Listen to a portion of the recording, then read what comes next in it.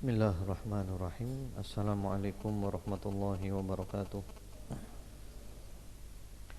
Innal hamdalillah nahmaduhu wa nasta'inuhu wa nastaghfiruh wa na'udzu billahi min shururi anfusina wa min sayyiati a'malina. Man yahdihillahu fala mudilla lahu wa man yudlil fala hadiya lahu.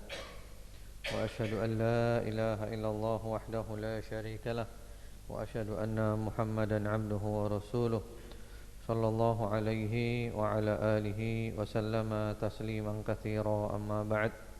Allahumma inna nas'aluka ilman nafi'a wa na'udzubika min ilmin la yanfa'. Ma'asyiral muslimin, ikhwan wa akhwat fillah rahimakumullah. Hari ini hari Ahad tanggal 5 Ramadan 1434 Hijriah yang bertepatan dengan tanggal 14 Juli 2013.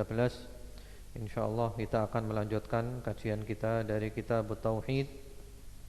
Dan yang lalu kita sudah masuk bab yang kelima, yaitu qala Syekhul Musannif rahimahullahu taala, babud du'a ila syahadati alla ilaha illallah, bab berdakwah mengajak kepada syahadat la ilaha illallah. Dan yang lalu telah dibacakan ayatnya dan penjelasannya, surat Yusuf ayat nomor 108, wa qaulullahi ta'ala qul hadhihi sabili ad'u ilallah ala basiratin ana wa man ittaba'ani wa subhanallahi wa ma ana minal musyrikin. Yaitu firman Allah subhanahu wa ta'ala, katakanlah, ini jalan agamaku, aku dan orang-orang yang mengikutiku mengajak kamu kepada Allah dengan hujjah yang nyata. Maha suci Allah dan aku tiada termasuk orang-orang yang musyrik. Surat Yusuf 108. Dan yang lalu sudah dijelaskan panjang lebar sehingga tidak perlu diulang kembali untuk menghemat waktu.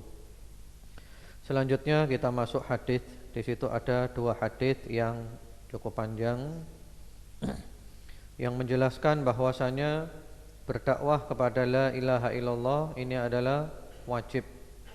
Sebelum kita dakwah yang lain-lainnya, dakwah yang nomor satu adalah dakwah la ilaha illallah, yaitu dakwah tauhid. Wa an Ibni Abbas radhiyallahu taala anhuma anna Rasulullah sallallahu alaihi wa alihi wasallam lamma ba'atha Mu'adzan ila al-Yaman. Dari sahabat Ibnu Abbas, semoga Allah meridainya, beliau menuturkan bahwasanya Rasulullah sallallahu alaihi wasallam tatkala mengutus sahabat Mu'adz ke negeri Yaman, beliau sallallahu alaihi wasallam bersabda kepada sahabat Mu'adz. Yang lalu telah dijelaskan tentang siapa sahabat Mu'adz. Dan ini merupakan kebiasaannya Rasulullah sallallahu alaihi wasallam. Beliau mengirimkan para sahabat untuk dakwah ke negeri-negeri lain. Termasuk sahabat Mu'adz bin Jabal radhiyallahu taala anhu diutus oleh Rasulullah sallallahu alaihi wasallam berdakwah ke negeri Yaman sebagai dai, sebagai qadhi juga. Dan ini terjadi pada tahun 10 Hijriyah, sebelum Hajjatul Wada', sebelum wafatnya Rasulullah sallallahu alaihi wa ala alihi wasallam. Dan bahkan disebutkan di dalam kitab-kitab sirah, ketika Rasulullah sallallahu alaihi wasallam mengutus sahabat Mu'adz, beliau bersabda, wahai Mu'adz, boleh jadi aku tidak ketemu lagi dengan kamu setelah tahun ini. La'alli la alqaka ba'da 'ami hadza. Jadi boleh jadi aku tidak ketemu kamu lagi, atau kamu tidak ketemu aku lagi setelah tahun ini. Nanti kamu datang, kamu hanya melewati masjidku, kamu hanya melewati kuburanku. Lalu sahabat Mu'adz faham ini adalah isyarat bahwa Rasulullah sallallahu alaihi wasallam hendak meninggal dunia. Lalu sahabat Mu'adz nangis karena akan berpisah dengan Rasulullah sallallahu alaihi wasallam. Dan ternyata benar, sahabat Mu'adz di negeri Yaman sampai Rasulullah sallallahu alaihi wasallam wafat. Dan beliau baru kembali pada masa Khalifah Abu Bakar As-Siddiq radhiyallahu taala anhu. Jadi Rasulullah ngirim sahabat untuk dakwah, sahabat Mu'ad ke negeri Yaman. Sebelum berangkat, Rasulullah SAW memberikan wasiat dulu, penjelasan-penjelasan. Jadi ini penting ya. Kalau mau ngirim dai ke satu daerah dijelaskan dulu. Di sana itu orangnya begini dan begitu, supaya dai tersebut siap dengan daerah dan orang di sana. Rasulullah sallallahu alaihi wasallam bersabda kepada sahabat Mu'ad, "Innaka ta'ti qauman min ahlil kitab." Sesungguhnya kamu akan mendatangi kaum ahli kitab. Maksudnya adalah Yahudi dan Nasrani. Wahai Mu'ad, di negeri Yaman itu banyak orang-orang Yahudi dan orang-orang Nasrani. Yang mana orang Yahudi dan Nasrani tidak sama dengan orang-orang musyrik penyembah berhala, yang rata-rata itu tidak punya ilmu, rata-rata bodoh. Yahudi dan Nasrani mereka punya kitab. Kitabnya adalah Taurat dan Injil. Mereka orang pinter. Karena yang kamu hadapi adalah orang yang punya ilmu, maka kamu harus siap menghadapi mereka. Ya, persiapkan, pelajari tentang mereka sehingga kamu bisa berdebat dengan mereka, berdialog dengan mereka, berdiskusi dengan mereka, dan mematahkan argumentasi mereka. Jadi ini penting ya. Kalau kita dakwah kita tahu dakwahnya di mana, yang kita hadapi orangnya seperti apa, syubhat-syubhat mereka itu apa, supaya kita persiapannya matang dan kita bisa menghadapi mereka dengan sebaik-baiknya. Karena itu Rasulullah sallallahu alaihi wasallam mengatakan, "Falyakun awwala ma tad'uuhum ilaihi syahadatu alla ilaha illallah." Maka hendaklah pertama kali dakwah yang kamu sampaikan kepada mereka ialah syahadat la ilaha illallah, wa fi riwayah, di dalam riwayat yang lainnya, ila an yuwahhidullah, sampai mereka mentauhidkan Allah. Jadi maksudnya di sini, wahai sahabat Mu'ad, dakwahmu yang pertama kali adalah mengajak mereka kepada tauhid, la ilaha illallah. Jadi ini dakwah yang nomor 1. Dan ini adalah merupakan awalu wajib. Kewajiban yang nomor 1 adalah kita mengajarkan kepada manusia la ilaha illallah. Jelaskan tauhid, jelaskan apa itu syirik, supaya manusia faham, mereka benar-benar mentauhidkan Allah dan mereka tidak lagi menyekutukan Allah Subhanahu wa taala. Bagaimana kalau antum baca wasiat Luqmanul Hakim kepada putranya? Yang pertama-tama apa? Yang pertama-tama adalah ya bunayya la tusyrik billah. Wahai putraku, jangan syirik, jangan menyekutukan Allah Subhanahu wa taala. Baru kemudian setelah itu salat dan yang lain-lainnya. Jadi dakwah kepada tauhid la ilaha illallah adalah awal wajib, kewajiban yang nomor 1. Kalau antum melihat Rasulullah sallallahu alaihi wasallam di Mekah, berapa tahun dakwah tauhid? Tauhid saja, belum ada syariat-syariat yang lain. Bahkan sholat pun 5 waktu baru turun tahun ke-10 kenabian. 10 kenabian setelah Isra wal Mi'raj. Sebelum itu dakwahnya akidah, tauhid, terus tauhid. Ini menunjukkan pentingnya tauhid. Dan syariat-syariat itu turunnya di Madinah, zakat di Madinah dan yang lain-lainnya di Madinah. Ya. Jadi tauhid adalah dakwah yang nomor 1. Di samping mengajarkan kepada anak-anak itu Al-Quran, TPQ, mengajarkan sholat, jangan lupa mengajarkan tauhid. Nah kadang kita lupa. Kita mengajarkan kepada anak-anak sholat, hafalan Al-Quran, bagus. Tapi kita kadang lupa. Pernahkah kita mengajarkan kepada anak-anak itu tauhid? Bagaimana mengesahkan Allah? Apa saja syirik yang harus kamu hindari? Ini jarang kita terangkan.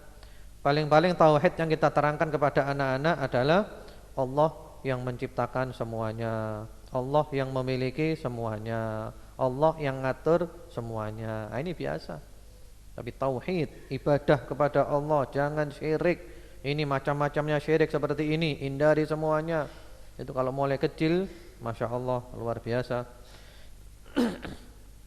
Kemudian, jadi dakwah itu memakai prioritas, ya, namanya itu fiqhul aulawiyat. Prioritas nomor 1 adalah tauhid, la ilaha illallah. Fa inhum ata'uka lidzalik, jika mereka telah mematuhi apa yang kamu dakwahkan itu, ya, kalau mereka sudah bertauhid dan masuk Islam, fa'alimhum annallaha aftarada 'alaihim khamsa salawatin fi kulli yaumin wa lailah, maka sampaikan kepada mereka bahwa Allah mewajibkan kepada mereka salat 5 waktu sehari semalam. Ini juga menunjukkan pentingnya salat. Ya, setelah tauhid, salat. Dan ini merupakan rukun Islam yang nomor 2. Yang pertama adalah asyhadu an la ilaha illallah wa asyhadu anna Muhammadar Rasulullah. Yang kedua, mendirikan salat. Salat 5 waktu. Kemudian fa inhum ata'uka lidzalik fa'alimhum annallaha aftarada 'alaihim shadaqah tu'khad min aghniyaihim faturaddu 'ala fuqaraihim. Jika mereka telah mematuhi apa yang kamu sampaikan itu, ya mereka sudah mau salat, alhamdulillah, maka sampaikanlah kepada mereka bahwa Allah mewajibkan kepada mereka zakat yang diambil dari orang-orang kaya dari mereka untuk diberikan kepada orang-orang fakir miskin dari mereka. Ya, terangkan lagi, yaitu zakat yang termasuk rukun Islam yang ketiga. Sudah mau sholat, alhamdulillah, suruh zakat. Dan orang yang mengeluarkan zakat itu adalah orang yang beruntung, tidak rugi. Hartanya tambah barokah, barokah, dan barokah. Belum pernah ada ceritanya orang mengeluarkan zakat jatuh miskin. Yang ada ceritanya adalah orang mengeluarkan zakat tambah barokah. Justru kalau tidak mengeluarkan zakat, hartanya akan dimusnahkan oleh Allah Subhanahu wa taala dan oleh Allah dikeluarkan paksa, dicuri, dirampok, kebakaran, kebanjiran, kena bencana ini itu, atau berupa penyakit ini itu, habis keluar juga. Ya, jadi zakat diambil dari orang-orang kaya, diberikan kepada orang-orang fakir. Di sini cuma disebutkan fakir saja. Sebenarnya ada 8 golongan yang berhak menerima zakat yang diabadikan oleh Allah Subhanahu wa taala di dalam surat At-Taubah. Innamas shadaqatu lil fuqara wal masakin wal 'amilina 'alaiha, dan seterusnya, 8 golongan. Berarti diberikan kepada satu golongan tidak apa-apa. Diberikan kepada fakir miskin saja tidak apa-apa. Karena yang paling mendominasi adalah fakir miskin. Diambil dari orang kaya, diberikan kepada fakir miskin. Dan seandainya orang Islam mengeluarkan zakat dengan benar, dengan baik semuanya, tidak ada orang Islam yang melarat. Di Indonesia ini saja, kalau orang Islam mengeluarkan zakat semuanya dengan benar dan baik, tidak ada orang melarat. Ya. Karena masih banyak orang Islam yang belum mengeluarkan zakat atau mengeluarkan zakat tidak benar. Misalnya zakatnya 100 juta, dia cuma mengeluarkan 10 juta, ya masih utang, dan nanti akan menjadi setrika, disetrika keningnya, lambungnya, dan punggungnya. Harta yang dia cintai menjadi setrika dan juga menjadi ular, melilit dia, mematuk dia sambil mengatakan ana kanzuk, ana maluk, aku adalah harta yang kamu simpan dahulu. Jadi zakat ini penting. Bahkan zaman sahabat Abu Bakar, orang-orang yang tidak mau mengeluarkan zakat diperangi, dianggap sebagai orang-orang murtad. Fa inhum ata'uka lidzalik wa fa iyyaka wa qara'ima amwalihim wattaqi da'watal madlum fa innahu laisa bainaha wa bainallahi hijab, akhrajahu. Dan jika mereka telah mematuhi apa yang kamu sampaikan itu, maka jauhkanlah dirimu dari harta pilihan mereka, dan takutlah kamu dari doa orang madlum, teraniaya, karena sesungguhnya tiada suatu tabir penghalang pun antara doanya dan Allah Subhanahu wa taala. Hadis riwayat Al-Imam Al-Bukhari dan Imam Muslim rahmatullahi alaihima. Jadi maksudnya di sini, di dalam Islam itu kan penguasa mengirim petugas-petugas untuk narik zakat. Jadi zakat diserahkan kepada penguasa, kepada khalifah, kepada Amirul Mukminin. Jadi mengirim ummal, pegawai petugas narik zakat. Ya. Kemudian pemilik zakat boleh juga menyisakan zakat untuk dibagi sendiri, barangkali dia mau bagi kepada kerabatnya. Tapi yang jelas yang banyak diambil oleh pemerintah, oleh ulil amri, oleh Amirul Mukminin, kemudian dibagikan supaya lebih merata pembagiannya. Lah pada zaman dulu mereka itu zakatnya kebanyakan adalah daripada hasil bumi dan ternak, ya, kurma, gandum dan semisalnya, atau hewan-hewan ternak, onta, sapi, kambing. Maka di sini diwanti-wanti oleh Rasulullah sallallahu alaihi wasallam, ya, kalau mereka mau bayar zakat, ya, kamu jangan ngambil harta-harta terbaik mereka. Jadi kalau kamu ngambil jangan pilih yang bagus-bagus, karena itu adalah zalim. Jadi misalnya zakatnya ternak, jangan kamu ambil kambing-kambing yang bagus-bagus. Zakatnya kurma, jangan kamu pilih kurma yang bagus-bagus. Ini adalah zalim. Ini adalah zalim. Jadi pilih aja yang pertengahan. Demikian pula orang yang memberikan zakat tidak boleh memberikan yang jelek-jelek, ya, jadi seimbang. Yang ngambil tidak boleh ngambil yang terbaik, yang memberikan tidak boleh memberikan yang jelek-jelek. Jadi yang pertengahan saja, adil. Karena kalau petugas itu ngambil yang bagus-bagus, ya berarti dia telah berbuat zalim. Dan disebutkan di sini bahwasanya takutlah kepada doanya orang yang teraniaya, madlum. Karena orang teraniaya itu doanya mustajab, dikabulkan oleh Allah Subhanahu wa taala. Orang yang madlum, teraniaya. Teraniaya itu didolimi, ya. Dan yang paling penting, ma'asyiral muslimin, ikhwan wa akhwat fillah rahimakumullah, jangan sampai ada orang itu berbuat dolim tapi dia mengesankan seakan-akan dia madlum, teraniaya. Allah tidak bisa ditipu. Kita bisa nipu orang, ya, berbuat dolim, mengesankan di masyarakat seakan-akan dia yang madlum, teraniaya. Lah kamu bisa nipu masyarakat, tidak bisa nipu Allah. Kau dolim di depan Allah, kau dolim, harus tobat kepada Allah Subhanahu wa taala. Walaupun kau kesankan seakan-akan kau adalah teraniaya, madlum, ya kau nipu orang bisa, Allah tidak bisa ditipu. Allah faham siapa yang dolim, siapa yang madlum, ya. Jadi takutlah kepada doa orang yang teraniaya. Orang yang dolim boleh jadi dia tidur malam, orang yang madlum dia bangun minta tolong, ya Allah saya didolimi, ya Allah saya didolimi, ya Allah. Doanya dikabulkan oleh Allah Subhanahu wa taala, orang yang madlum. Jadi ini penting, ya, ikhwan wa akhwat fillah rahimakumullah. Allah tidak bisa ditipu. Orang yang dolim adalah dolim di sisi Allah.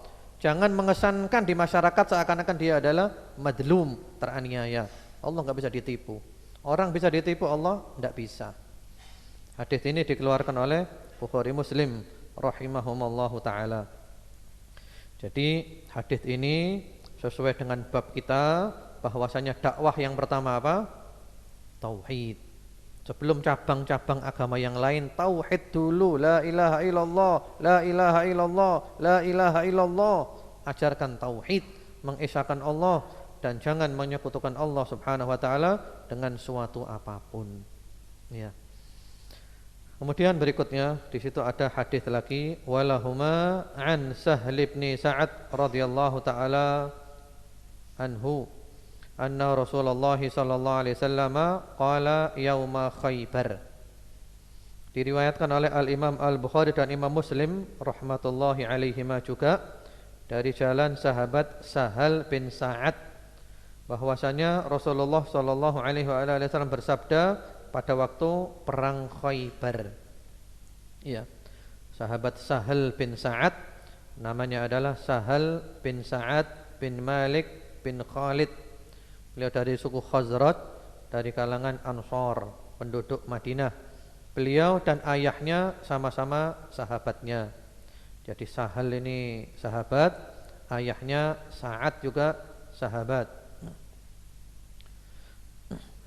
Beliau termasuk sahabat yang terakhir meninggal dunia di kota Madinah dari kalangan para sahabat, yaitu beliau meninggal dunia tahun 88 Hijriah, ada yang mengatakan tahun 91 Hijriah, dan umurnya lebih daripada 100 tahun.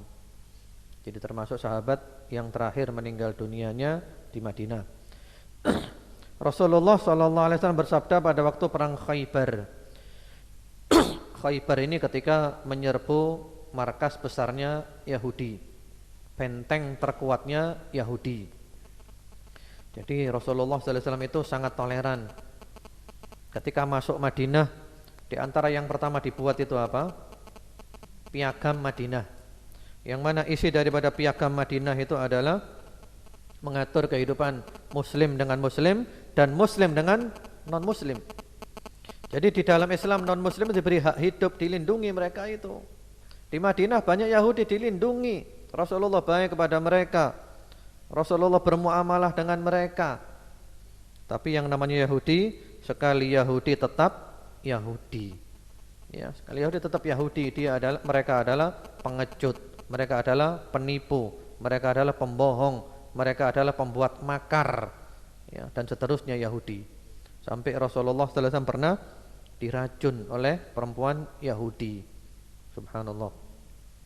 Karena mereka berbuat seperti itu, akhirnya mereka diperangi, diserbu markas besar mereka, yaitu yang terkenal dengan Perang Khaybar pada tahun 7 Hijriah.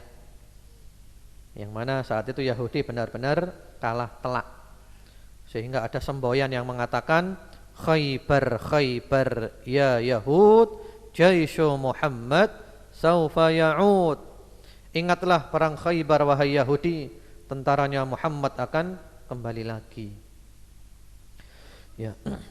Jadi waktu itu perang Khaybar, orang-orang Yahudi mempunyai benteng-benteng yang sangat kokoh. Di antaranya ada pintu yang sulit untuk dibuka. Yang sulit untuk dibuka karena sangat kokohnya pintu benteng itu.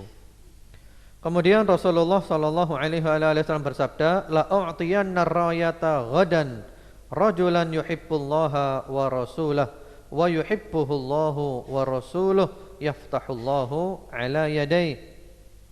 Sesungguhnya aku akan serahkan bendera. Itu maksudnya adalah komando perang. Karena komandan dulu membawa bendera. Sesungguhnya aku akan serahkan bendera, yaitu komando perang itu besok hari kepada orang yang mencintai Allah serta Rasulnya, dan Allah serta Rasulnya mencintainya. Semoga Allah menganugerahkan kemenangan melalui tangannya. Subhanallah.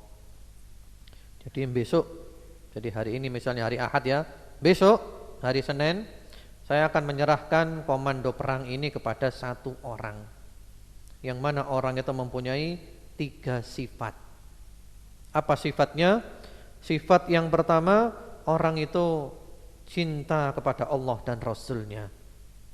Sifat yang kedua, Allah dan Rasulnya mencintai orang itu. Sifat yang ketiga, Allah memberikan kemenangan melalui tangannya.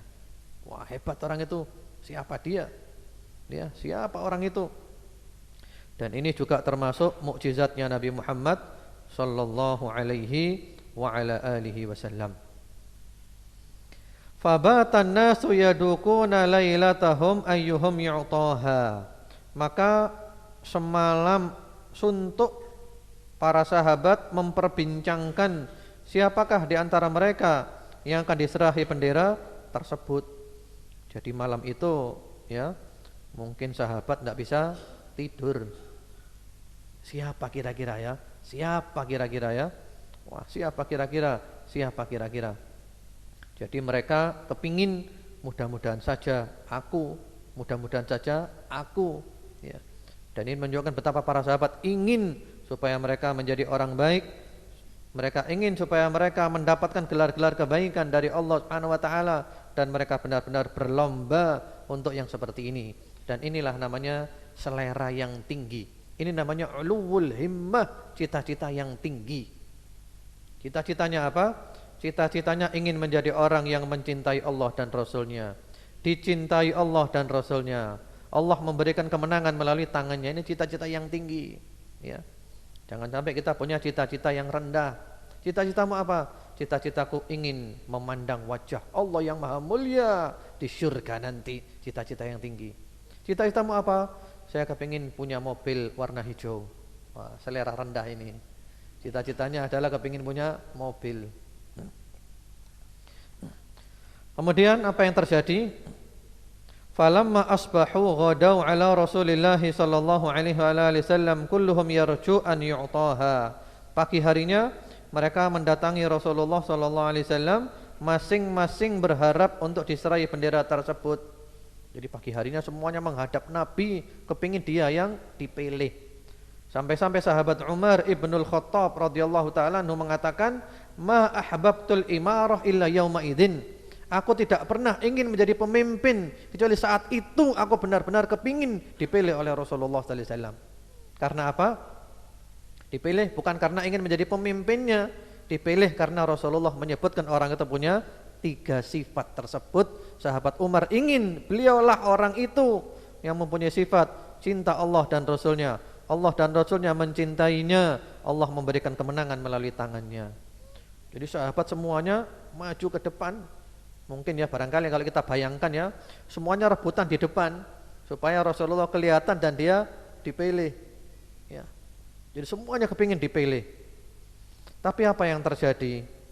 Yang terjadi faqala aina Ali bin Abi Thalib. Ternyata Rasulullah sallallahu alaihi wasallam bersabda, "Mana Ali bin Abi Thalib?" Mana Ali bin Abi Thalib? Ali bin Abi Thalib radhiyallahu taala anhu adalah sepupu Rasulullah Muhammad sallallahu alaihi wa ala alihi wasallam. Manaqibnya, pangkat-pangkatnya sangat banyak. Di antara pangkatnya, istrinya adalah merupakan putri Rasulullah Muhammad sallallahu alaihi wa ala alihi wasallam. Jadi beliau sepupunya Nabi. Istrinya adalah putrinya Nabi Muhammad sallallahu alaihi wasallam, Fatimah Az-Zahra radhiyallahu taala anha, yang merupakan pemimpin para wanita ahli syurga. Jadi sepupunya Nabi sekaligus menantunya Nabi. Kemudian juga 2 putranya Al-Hasan wal Husain adalah pemimpin para pemuda ahli syurga. Dan sahabat Ali termasuk yang pertama masuk Islam. Jadi yang pertama masuk Islam adalah Khadijah istri Rasulullah sallallahu alaihi wasallam, kemudian Ali bin Abi Thalib sepupu Rasulullah sallallahu alaihi wasallam yang juga merupakan anak asuh beliau, kemudian Zaid bin Harithah pembantu Rasulullah sallallahu alaihi wasallam, dan sahabat Abu Bakar As-Siddiq radhiyallahu anhum ajma'in. 4 orang ini pertama masuk Islam, bahkan menurut para ulama mereka masuk Islam dalam 1 hari. Ketika Rasulullah mendakwakan Islam langsung sami'na wa ata'na tanpa pikir-pikir dahulu. Sahabat Ali bin Abi Thalib radhiyallahu ta'ala anhu ikut perang Badar, ikut Bai'atul Ridwan, termasuk di antara al-ashrah al-mubasysyarun bil jannah, 10 sahabat yang diberi kabar gembira dengan syurga, dan beliau adalah termasuk khalifah yang keempat daripada al-khulafa ar-rasyidun, yang beliau dibunuh oleh seorang khawarij yang bernama Abdurrahman bin Muljam pada bulan Ramadan tahun 40 Hijriyah, dan beliau gugur sebagai syahid. Yang dicari malah sahabat Ali bin Abi Thalib, kok enggak kelihatan mana ini? Kemudian faqila huwa yashtaki ainaihi. Lalu dijawab oleh para sahabat, dia sedang sakit kedua matanya. Wahai Rasulullah sallallahu alaihi wasallam, sahabat Ali tidak hadir karena sedang sakit kedua matanya. Fa arsalu ilaihi fa utiya bihi fa basaqa fi ainaihi wa da'a lahu fa bara ka'an lam yakun bihi waja'. Lantas mereka pun mengutus seorang utusan untuk mendatangi sahabat Ali bin Abi Thalib. Lalu dibawalah sahabat Ali bin Abi Thalib ke hadapan Rasulullah sallallahu alaihi wasallam. Kemudian Nabi meludahi kedua mata sahabat Ali bin Abi Thalib, dan Nabi mendoakannya langsung sembuh seakan-akan tidak pernah terkena penyakit. Ini di antara mukjizatnya Nabi Muhammad sallallahu alaihi wasallam. Jadi mereka langsung menjemput sahabat Ali. Wahai sahabat Ali, Rasulullah mencari Anda. Sudah berangkat. Setelah berada di hadapan Rasulullah sallallahu alaihi wasallam, oleh Rasulullah diludahi. Kedua matanya diludahi, ya, dan didoakan. Dan ludahnya Rasulullah sallallahu alaihi wasallam itu barokah. Semua yang ada di tubuhnya Nabi itu barokah. Termasuk keringatnya Nabi itu baunya wangi. Kalau pas musim panas Nabi tidur berkeringat, istrinya Nabi itu rebutan keringatnya Nabi untuk dicampur ke minyak wanginya supaya tambah wangi. Bahkan kalau Nabi meludah, sahabat rebutan ludahnya Nabi, diusapkan ke wajahnya, dan ini khusus Nabi ya. Kalau orang lain jangan. Kalau ludah kita baunya tidak enak. Kalau ludahnya Nabi baunya wangi. Nabi Muhammad sallallahu alaihi wasallam. Jadi diludahi kedua matanya dan didoakan langsung sembuh seakan-akan tidak pernah sakit. Bahkan sahabat Ali bin Abi Thalib radhiyallahu taala mengatakan, "Fama ramattu wala sada'tu mundu dafa'an Nabi sallallahu alaihi wasallam ilayya ar-rayah." Ya, setelah itu mataku tidak pernah sakit lagi. Jadi sembuh, tidak pernah sakit lagi. Ini adalah termasuk mukjizatnya Nabi Muhammad sallallahu alaihi wa ala alihi wasallam. Wa a'tahu ar-rayah. Kemudian Rasulullah sallallahu alaihi wasallam menyerahkan bendera kepada sahabat Ali bin Abi Thalib radhiyallahu taala anhu. Ternyata yang dapat adalah sahabat Ali bin Abi Thalib. Ma'asyiral muslimin, ikhwan wa akhwat fillah rahimakumullah, inilah yang namanya takdir. Perhatikan ya, inilah yang namanya takdir. Semuanya berharap untuk dipilih oleh Nabi Muhammad sallallahu alaihi wasallam. Sampai-sampai sahabat Umar radhiyallahu taala berharap kepingin dipilih oleh Nabi Muhammad sallallahu alaihi wasallam. Semuanya datang ke depannya Nabi Muhammad sallallahu alaihi wasallam. Ternyata yang dicari malah yang tidak ada. Inilah namanya takdir. Ya. Artinya kalau sudah milik kita, pasti kena kita. Walaupun orang berusaha untuk mengambilnya. Kalau bukan milik kita, tidak akan kena kita. Walaupun kita berusaha untuk mengambilnya. Inilah zikir yang selalu kita baca setelah selesai sholat. Allahumma la mani'a lima a'taita wa la mu'tiya lima mana'ta. Kalau Allah memberi kita, tidak ada yang bisa mencegah. Kalau Allah mencegah, tidak memberi kita, tidak ada yang bisa memberi kita. Jadi sahabat Ali tidak tahu apa-apa, sedang sakit, mungkin berada di kemahnya, ya, malah beliaulah yang dipilih oleh Rasulullah SAW. Dan hadis ini adalah merupakan hadis yang paling sahih tentang keutamaan sahabat Ali bin Abi Thalib radhiyallahu taala anhu.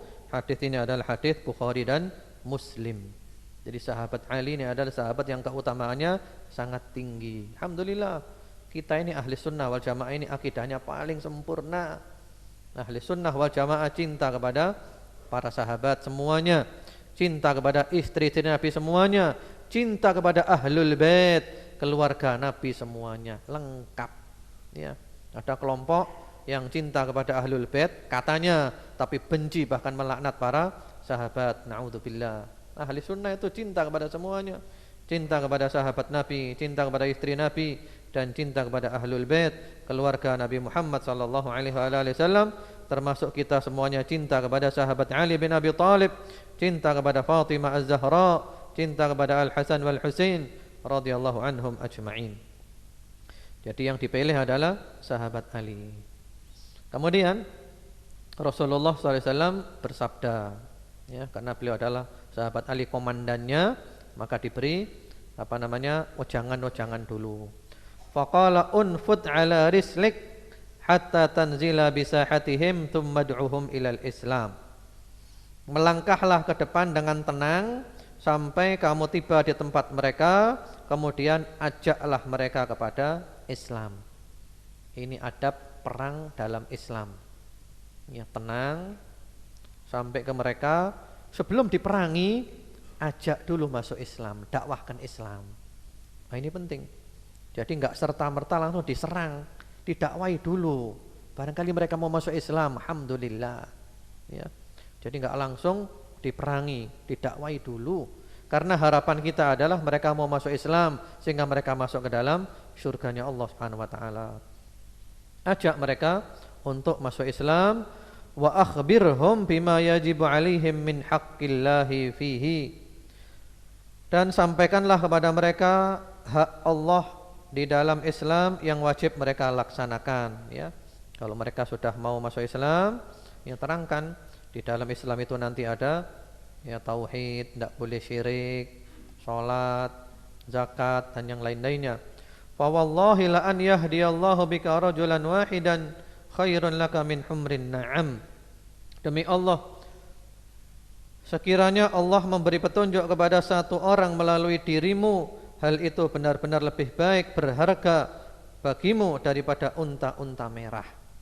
Jadi maksudnya Seandainya ada orang mendapat hidayah, satu orang dapat hidayah dari Allah melalui kita perantaranya, maka lebih baik dari onta merah. Maksudnya adalah lebih baik daripada harta yang banyak, harta yang mewah. Onta merah itu merupakan kekayaan masyarakat saat itu yang paling berharga. Ya, kalau mungkin kita sekarang ya, mobil-mobil yang mahal, yang harganya miliaran. Maksudnya lebih baik daripada harta duniawi yang sangat banyak.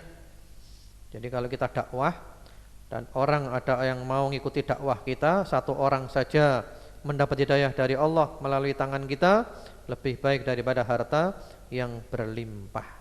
Ya. Dengan demikian bab ini sudah kita selesaikan.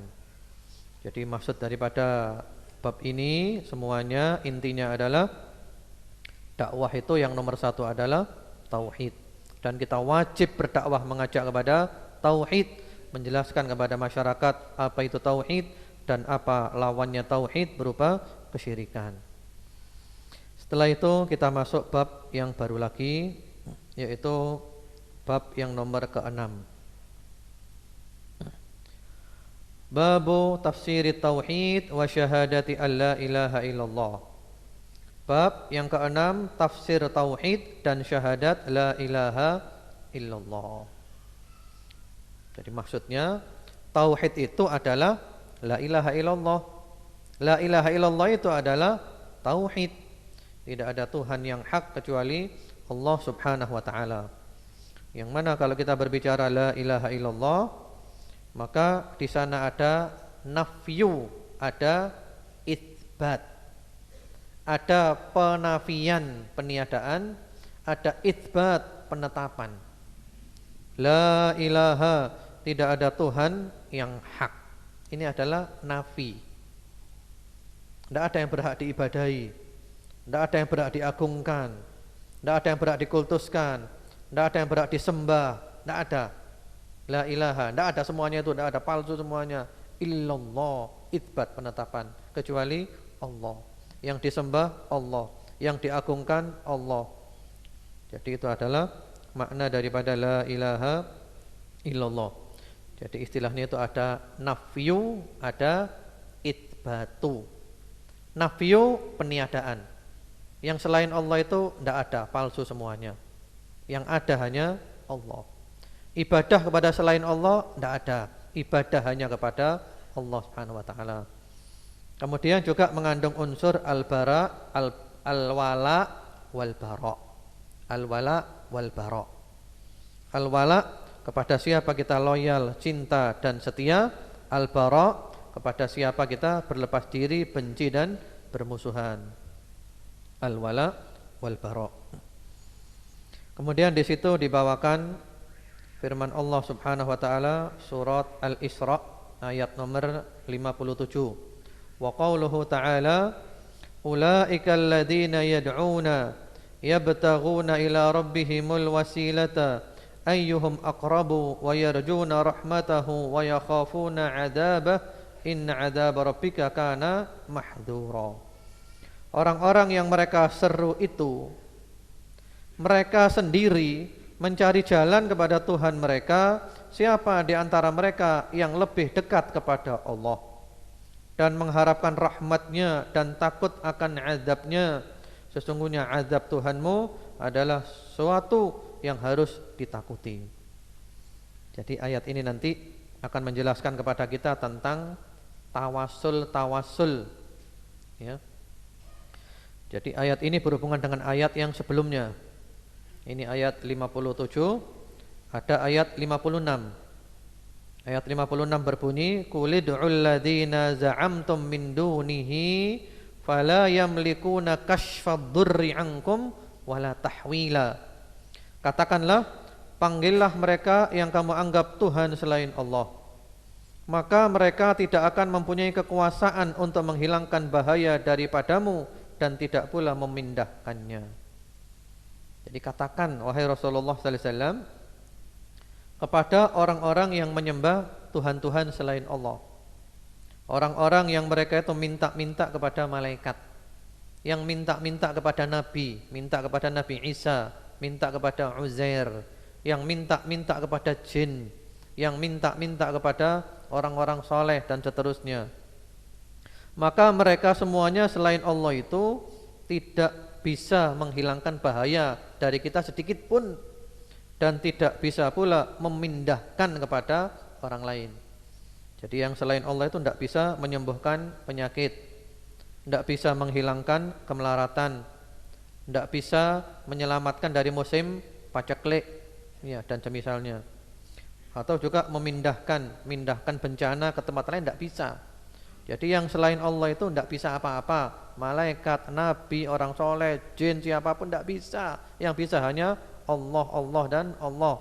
Yang punya kuasa Allah, yang bisa memindahkan Allah. Lalu ayat nomor 57 oleh Allah dijelaskan bahwasanya orang-orang yang diseru selain Allah itu, jadi misalnya ada orang minta kepada malaikat, minta kepada nabi, minta kepada jin dan semisalnya. Nah, ternyata mereka ini malaikat, nabi dan jin ini justru mereka mintanya kepada Allah. Mereka berusaha mendekatkan diri mereka kepada Allah Subhanahu wa taala. Mereka melakukan ketaatan-ketaatan kepada Allah Subhanahu wa taala. Mereka mengharapkan rahmatnya Allah, mereka takut azabnya Allah Subhanahu wa taala. Jadi maksudnya, yang kamu mintai itu tidak bisa nolong kamu. Yang kami mintai itu mereka juga minta kepada Allah. Berarti maksudnya apa? Jadi kalau minta jangan kepada mereka, kalau minta langsung kepada Allah. Karena itu di Al-Quran ada ayat yang lain daripada yang lain. Ayat yang amat sangat indah, luar biasa. Dan ayat itu berhubungan dengan bulan Ramadan. Di surat Al-Baqarah, ayat-ayat tentang bulan Ramadan diselingi oleh ayat ini. Kalau antum perhatikan, di Al-Quran kalau ada ayat yas'alunaka, mereka bertanya kepadamu, selalu ada jawabannya kul, jawablah. Yas'alunaka 'anil mahid wa yas'alunaka 'anil mahid kul huwa adza. Mereka tanya kepadamu tentang orang haid, tentang haid, jawablah wahai Muhammad kepada mereka. Wa yas'alunaka 'anil ahillah kul hiya mawaqitu linnas. Mereka tanya kepadamu tentang hilal, jawablah wahai Muhammad kepada mereka.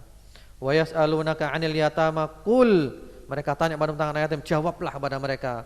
Mereka tanya, jawablah. Mereka tanya, jawablah. Mereka tanya, jawablah. Hanya ada satu ayat saja, yaitu yang berbunyi wa idza sa'alaka ibadi anni fa inni qarib. Apabila hamba-hambaku bertanya kepadamu tentang aku, sesungguhnya aku maha dekat. Tidak ada kata-kata jawablah wahai Muhammad, tidak ada. Ini menunjukkan betapa Allah Subhanahu wa taala maha dekat kepada kita. Sehingga ada seorang sahabat yang bertanya kepada Rasulullah sallallahu alaihi wasallam, "Ya Rasulullah, aba'idun rabbuna fanunadi am qaribun fanunaji?" Wahai Rasulullah, apakah Tuhan kita itu jauh sehingga kita perlu menyeru dengan suara yang keras, ataukah Tuhan kita dekat sehingga kita cukup berbisik-bisik bermunajat saja? Lalu turun ayat ini, wa idza sa'alaka ibadi anni fa inni qarib ujibu da'watad da'i idza da'an falyastajibu li wal yu'minu bi la'allahum yarshudun. Apabila hamba-hambaku bertanya kepadamu tentang aku, maka sesungguhnya aku maha dekat. Tidak ada kata-kata jawablah.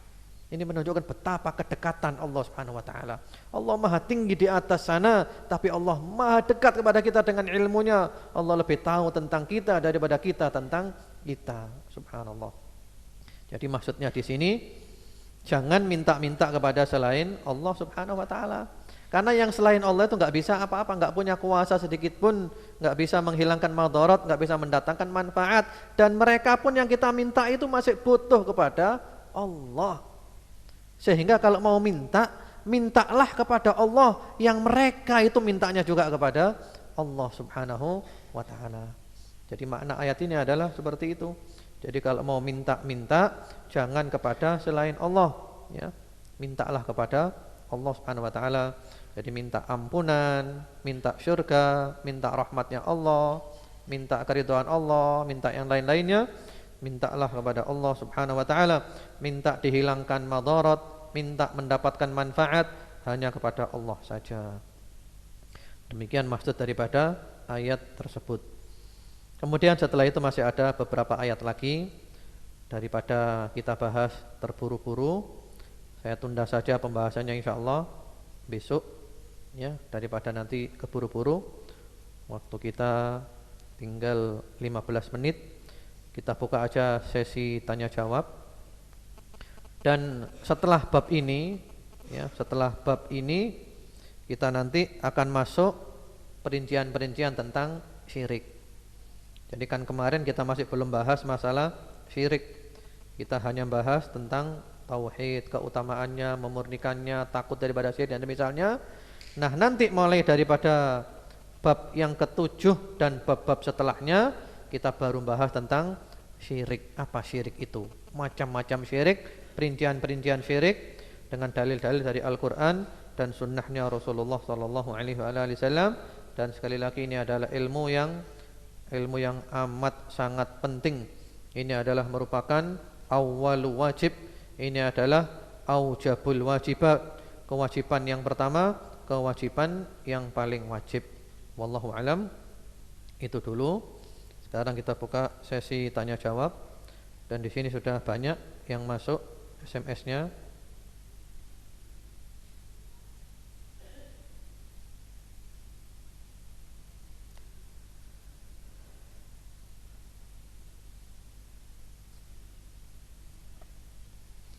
Ya, apa termasuk syirik kita mentaati ulil amri saat ini yang berwatak taghut, padahal niatnya agar tidak terjadi kekacauan antar masyarakat karena menyelisihi. Ini ada disabdakan oleh Rasulullah sallallahu alaihi wasallam. Sabda beliau, la ta'ata li makhluqin fi ma'siyatil khaliq, innama ta'atu fil ma'ruf. Tidak boleh taat kepada makhluk dalam hal maksiat kepada Khaliq Allah Subhanahu wa taala, taat dalam kebaikan saja. Selama dalam kebaikan kita boleh taat. Tapi kalau dalam hal kemungkaran kita tidak boleh taat.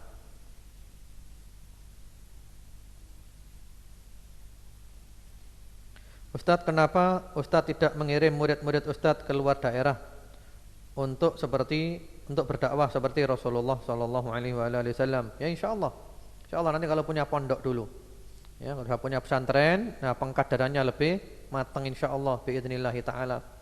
Setelah pengkaderannya matang, lah nanti dakwah. Penting ngirim-ngirim dakwah itu sampai ke pelosok-pelosok. Ya penting. Jadi masih banyak yang belum tersentuh dakwah. Kadang kita ini merasa berdosa karena kita ini muqassirun. Kita masih kurang dalam berdakwah. Masih banyak yang belum tersentuh dakwah. Bahkan di kota pun masih ada yang nyembah kerbau. Ada enggak? Di kota, di Surakarta masih ada yang nyembah kerbau. Kerbau namanya Kiai Slamet. Ya, kerbaunya kerbau bule. Kerbau disembah kerbau. Kotorannya kerbau diambil, diusapkan di pipinya ini di tengah-tengah kota. Ini berarti kita kurang dalam mendakwai mereka. Mungkin saja belum sampai kepada mereka dakwah. Berarti kita kurang masuk ke mereka. Apalagi di pelosok-pelosok, ya. Seperti itu. Kemarin waktu saya umroh transit di Hong Kong, ya agak lama di Hong Kong, 1 hari berangkatnya dan pulangnya. Nah ketika di Hong Kong itu subhanallah saya merasa berdosa. Kenapa? Orang-orang di Hong Kong itu sepertinya masih banyak yang belum tersentuh dakwah. Masih banyak belum tersentuh dakwah. Mereka masih belum tahu Islam yang sebenarnya. Paling-paling yang mereka tahu Islam itu adalah teroris. Islam itu adalah agama kekerasan. Mereka tidak tahu Islam yang sebenarnya. Nah, kewajiban kita adalah mendakwai mereka ini di Hong Kong. Belum lagi kita bicara Indonesia.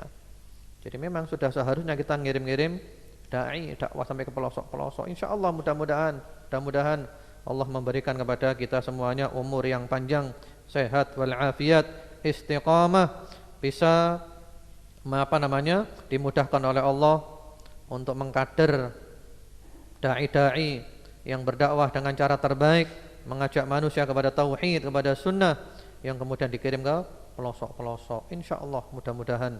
Allahumma amin.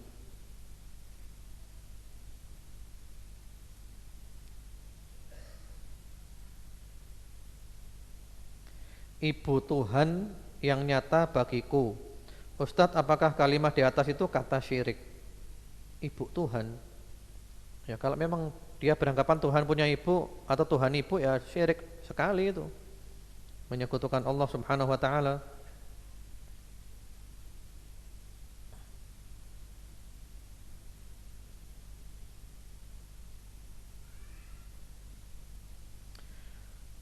Bagaimana menyikapi orang yang berkeyakinan bahwa syariat itu seperti tidak bersalaman dengan non-mahram, non-isbal dan lain-lain, baru dikerjakan saat khilafah Islamiyah sudah terbentuk, bukan sekarang, karena Indonesia bukan negara Islam. Tidak benar. Jadi syariat dikerjakan ya sekarang. Jadi bukan berarti kalau tidak ada khilafah berarti syariat tidak perlu dikerjakan. Salaman laki perempuan tidak apa-apa, isbal tidak apa-apa. Jadi syariat tetap dikerjakan walaupun belum ada khilafah.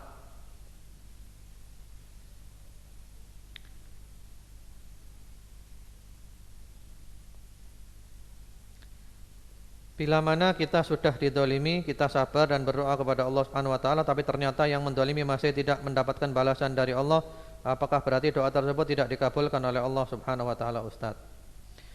Jadi kalau kita didolimi, ya usahakan doa yang baik-baik saja, usahakan. Karena kalau kita doa yang buruk, nanti doa kita dikabulkan, kasihan. Kasihan orang tersebut. Ya doakan yang baik-baik saja.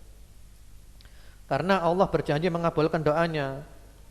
Allah berfirman di dalam hadits qudsi, wa izzati wa jalali la ansurannaka walau ba'da hin. Demi keperkasaanku dan kemuliaanku pasti aku nolong kamu walaupun tidak sekarang. Ya. Seperti kisahnya sahabat Sa'ad bin Abi Waqqas radhiyallahu taala anhu. Sahabat Sa'ad difitnah, dilaporkan kepada sahabat Umar tidak becus menjadi pemimpin, dijelek-jelekkan. Lalu sahabat Umar datang tanya kepada sahabat Sa'ad. Nah, ini penting. Jadi kalau ada informasi sepihak jangan diterima. Tanya kepada pihak yang lainnya. Sahabat Umar dapat informasi sepihak, Sa'ad itu jelek, tidak becus gini-gini. Sahabat Umar enggak nerima, datang ke Sa'ad. Hai Sa'ad, kau dibilang gini-gini, betul apa enggak? Jadi berita harus dua belah pihak, jangan sepihak saja, enggak benar. Lalu setelah tanya kepada sahabat Sa'ad, dijelaskan oleh sahabat Sa'ad, enggak benar itu fitnah, itu fitnah semuanya itu. Saya difitnah. Ya yang benar, saya sudah melakukan gini-gini. Setelah itu ternyata orang tersebut tetap menfitnah, tetap fitnah terus orang itu, enggak ngaku. Itu sudah sahabat Sa'ad doa kepada Allah Subhanahu wa taala, melaporkan kepada Allah. Laporannya adalah Allahumma in kana kadiban qama riya'an fa'atil umrah wa atil faqrah wa arridhu lil fitan. Ya Allah, kalau orang ini bohong, dia mencari muka saja, panjangkan umurnya, panjangkan melaratnya, jerumuskan dalam fitnah, jerumuskan dalam kehancuran. Sahabat Sa'ad doanya mustajab. Dan ini permainan ini waktunya masih panjang. Ya. Apa namanya? Sandiwara ini masih panjang. Filmnya masih panjang. Jadi doanya sahabat Sa'ad ini untuk jangka panjang. Ya, kalau sekarang mungkin masih bisa fitnah, tapi tunggu tanggal mainnya. Kan doanya kalau berilah dia umur panjang, berilah dia kemelaratan yang panjang, jerumuskan dalam fitnah, kehancuran. Ternyata benar, orang itu umurnya panjang, sudah tua tidak mati-mati. Dan melarat orang itu, sudah tua tidak mati-mati, melarat kayak gitu, suka goda budak-budak perempuan di jalan. Ya, goda budak perempuan di jalan. Sambil mengatakan rajulun maftun asobatni dakwatu Sa'ad. Aku orang yang terkena fitnah. Aku orang yang terjerumus dalam kehancuran. Aku terkena doanya Sa'ad. Jadi memang prosesnya panjang. Jadi perjalanannya kan panjang kan. Jadi bukan sehari dua hari, bukan sebulan dua bulan, ya, bisa bertahun-tahun. Nanti Allah akan membuktikan siapa yang benar dan siapa yang salah. Jadi kalau saran saya, doakan aja dapat hidayah. Kalau toh kita terpaksa harus doa minta balasan kepada Allah, Ya doanya kayak Nabi. Allahumma ja'al tha'rona ala man dolamana. Ya Allah, jadikanlah pembalasan kami terhadap orang-orang yang mendolimi kami. Artinya ya Allah, kalau ada orang mendolimi kami, balaslah dia. Gitu aja, jangan diperinci. Nanti kalau kita perinci, mudah-mudahan dia gini, kita dikabulkan doa kita tidak tega, kasihan.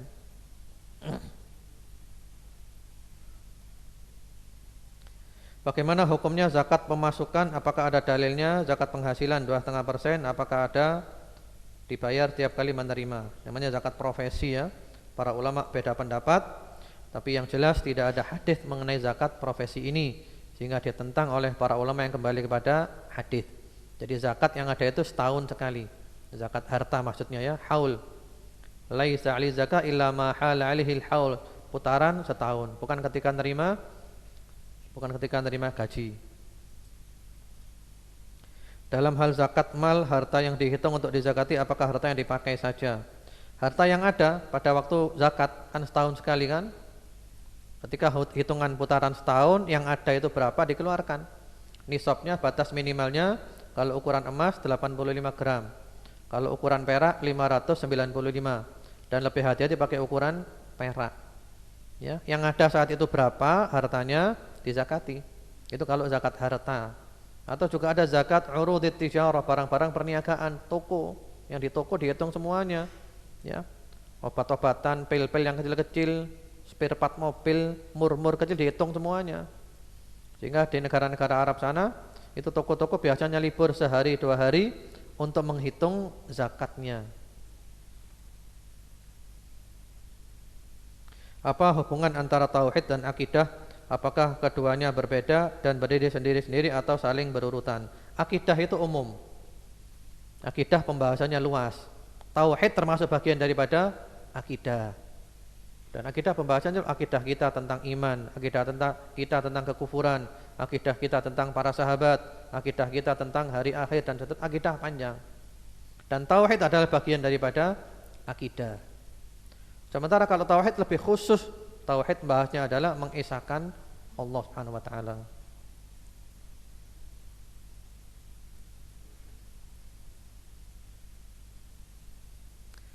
Bila kita meyakini bahwa apapun yang kita lakukan dan yang terjadi itu kehendak Allah, saat kita mendekati menjadi dekat sekali dengan Allah, bisakah untuk dibenarkan apa yang kita ucapkan? Yang kita lakukan semua adalah Allah yang mengerjakan. Bagaimana pendapat ulama? Ada yang berpendapat ajaran manunggaling kawula Gusti, seorang hamba hilang, yang ada hanya Allah. Bagaimana pendapat Ustadz tauhid semacam ini? Berbeda pemahamannya ya. Yang kita bahas tadi adalah masalah takdir, kehendak Allah, takdirnya itu ada ya. Tapi bukan berarti kita ini menyatu dengan Allah atau Allah menyatu dengan kita. Ini namanya ajaran wahdatul wujud, manunggaling kawula Gusti, union mistik. Jadi kita menyatu dengan Allah, Allah menyatu dengan alam semesta. Ini ajaran yang batil. Jadi seakan-akan kita ini tenggelam di dalamnya Allah. Na'udzubillah, ini akidah yang sesat. Jadi seakan-akan kita ini adalah bagian daripada Allah. Ayo kita lihat kesesatannya, ayo. Kalau ada orang berkeyakinan gitu, bahwa dia adalah bagian dari Allah, Allah adalah bagian dari dia, dia menyatu di dalamnya Allah. Sekarang kalau orang itu zina, yang zina siapa? Yang zina siapa? Ya berarti yang zina adalah na'udzubillah kufur. Berarti yang zina adalah seperti itu. Sekarang kalau dibakar di neraka, berarti Allah membakar dirinya sendiri. Kan lucu kan? Jadi ini ajaran yang sesat, ajaran manunggaling kawula Gusti.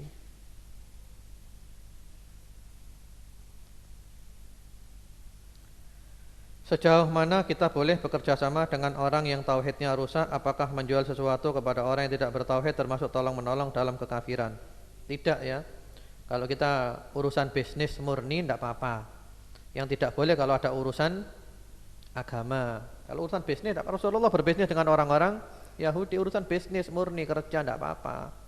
Selama mereka kafirnya bukan kafir yang harbi, tidak mencaci maki Islam, tidak melecehkan Islam ya.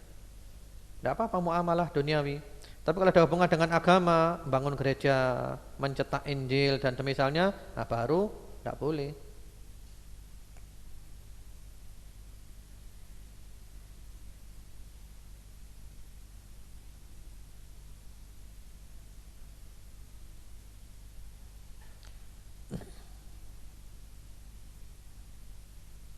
Ya, ini pertanyaannya masih banyak sekali.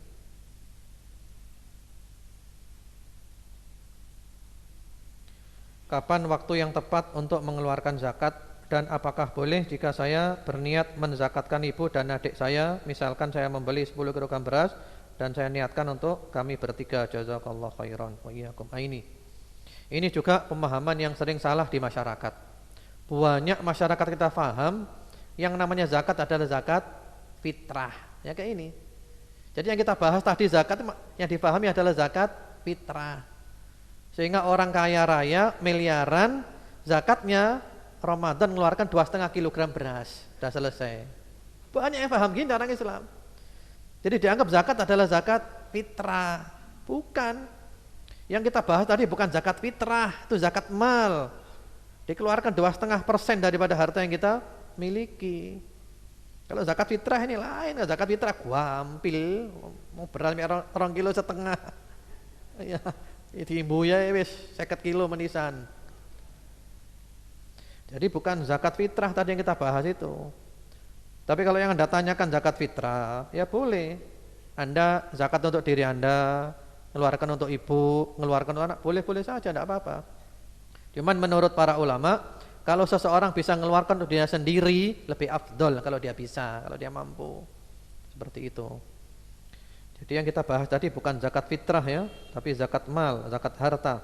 Jadi ada zakat harta, ada zakat barang niaga, ada juga zakat hasil bumi, ada juga ya zakat barang temuan, ya, zakat harta karun, rikas, banyak macam-macam zakat. Dan ini termasuk ilmu yang wajib, orang Islam harus tahu ilmunya zakat.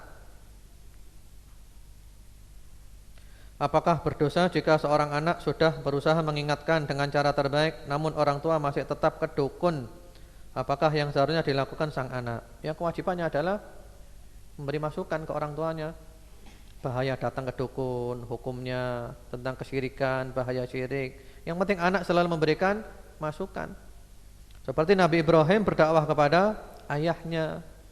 Yang penting dengan cara terbaik, sopan, akhlak. Namun ternyata ayahnya Nabi Ibrahim malah marah-marah. Nabi Ibrahim diusir, mau dirajam, dilempari batu, diusir Nabi Ibrahim. Ya tidak apa-apa, tidak salah. Yang salah orang tuanya. Jadi terus kita berdakwah dan jangan lupa doa kepada Allah supaya Allah memberikan hidayah kepada orang tua. Bagaimana menyikapi pertunjukan orang makan beling dan sebangsanya? Ya jangan ditonton. Orang melakukan kesyirikan kok ditonton. Jadi mungkin mereka tuh kesurupan ya, kemasukan jin dan yang lainnya. Nah kita tidak boleh nonton. Ini adalah syirik, tidak boleh ditonton, diingkari.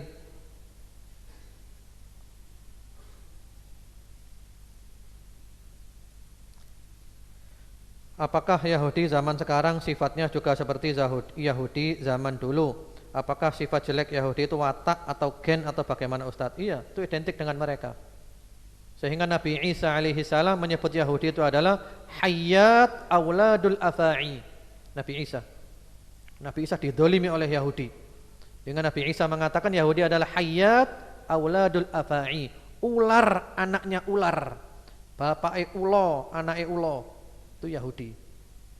Dilaknat oleh Allah, dikutuk oleh Allah Subhanahu wa taala.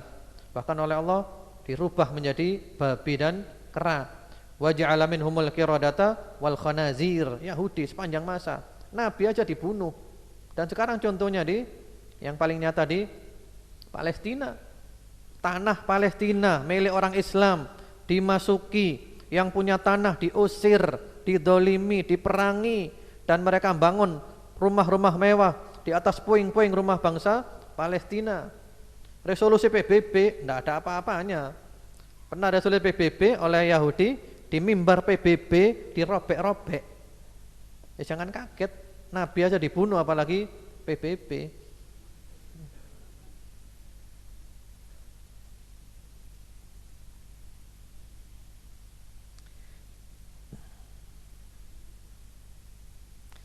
Iya. Ini mungkin yang terakhir ya. Pertanyaannya yang masuk masih banyak. Tolong jelaskan tentang definisi daulah Islamiyah menurut Ahlus Sunnah Ustadz, karena dari dua pertanyaan sebelumnya antum bacakan tadi seolah-olah dianggap negara Indonesia ini bukan negara Islam, sehingga berdalih pemerintah kita tidak wajib harus diikuti syukron. Nah, sekarang kembalinya kepada definisi sebuah negara dikatakan sebagai negara Islam. Ya, ini ada beda pendapat di kalangan para ulama. Sebuah negara dikatakan sebagai negara Islam, apa definisinya? Batasannya. Kalau Syekhuna Fadilatul Syekh Muhammad bin Shalih Utsaimin rahimahullah taala, beliau menjelaskan batasan sebuah negara dikatakan sebagai negara Islam, yaitu negara yang di sana itu tampak syiar-syiar Islam. Syiar Islam seperti apa? Azan ada, salat 5 waktu ditegakkan, Jumatan juga ada di seluruh bagian daripada negara itu. Maka ini dikatakan sebagai negara yang Islam. Kalau ini adalah definisinya, maka negara kita masuk kategori negara Islam. Karena kita pergi kemana-mana dengar adzan. Kita pergi kemana-mana ada orang sholat di masjid 5 waktu. Kita pergi kemana-mana ada Jumatan. Kita pergi kemana-mana ada orang puasa Ramadan. Ada sholat Idul Fitri, sholat Idul Adha. Jadi syiar Islam tampak di seluruh penjuru negeri. Syiar Islam yang dohir seperti adzan, sholat Jumat, sholat Id, puasa dan yang lainnya. Berarti negara kita dalam kategori ini masuk negara Islam. Hanya saja hukum yang dipakai masih belum hukum Islam. Hukum yang dipakai adalah al-ahkam al-wad'iyah, hukum buatan tangan manusia. Demikian, wallahu a'lam ya. Ini masih ada kuis seperti kemarin. Buku bagus buku ini ya. Penjelasan tentang hakikat, pokok-pokok dan buah iman, ditulis oleh Syekh Abdurrahman bin Nasir As-Sa'di. Bagus sekali buku ini. Judul bahasa Arabnya At-Tawdih wal Bayan li Syajaratil Iman. Penerbitnya Darul Haq. Pertanyaannya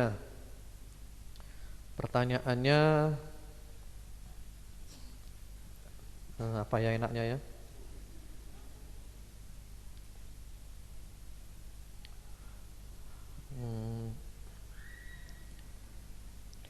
Pertanyaannya tentang 3 sifat sahabat Ali bin Abi Thalib radhiyallahu taala anhu yang disebutkan oleh Rasulullah sallallahu alaihi wasallam melalui SMS 0816 429 6227.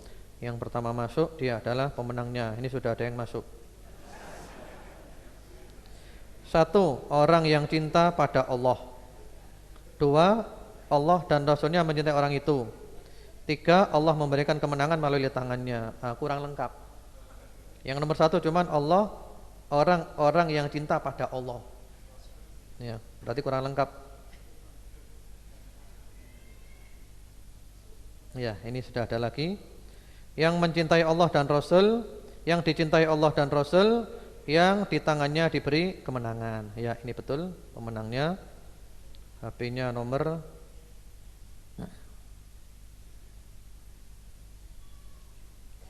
0857 317 49 779.